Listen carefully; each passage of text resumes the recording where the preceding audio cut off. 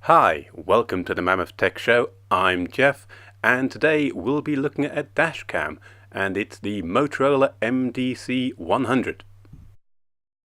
This is a compact and quite basic Dashcam, but it's nicely styled and has a metal construction so it feels nice and solid. It comes with the essential accessories, a USB power adapter, a power cable, and the suction cup mount. It has a 2.7-inch screen and a G sensor, and that's about it on the feature front. There's no GPS or night vision here. However, it does match those budget features with a budget price of £50, and it will give you full HD footage at 25 frames a second. So if you're not interested in the bells and whistles of a more expensive dashcam, does this represent a good value alternative? In full daylight, this dashcam gives good quality footage, much better than an equivalently priced 720p camera. There's a good level of detail and the colours are nice and bright. If things get a bit duller, so do the colours.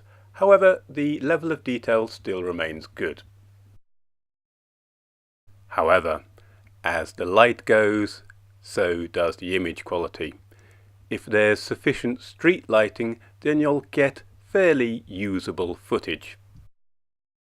However, once you hit unlit country lanes, with only your headlights for illuminations, things really fall apart, and you can be left with almost no image at all.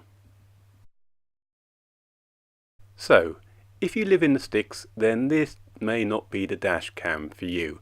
However, if most of your journeys are during the day or in well-lit urban areas, then the poor low-light performance may not be an issue. If you do decide to go for this dashcam, something to bear in mind is the suction cup mount. It fits nice and firmly to the windscreen. However, when you initially attach it to the camera, you need to bear in mind its plastic construction versus the solid metal of the camera. Don't grab it by the suction cup and just haul on it.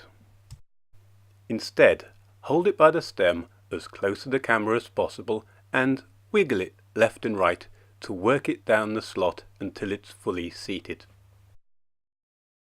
Overall, this is a solid and unobtrusive dashcam with only its poor low-light performance letting it down.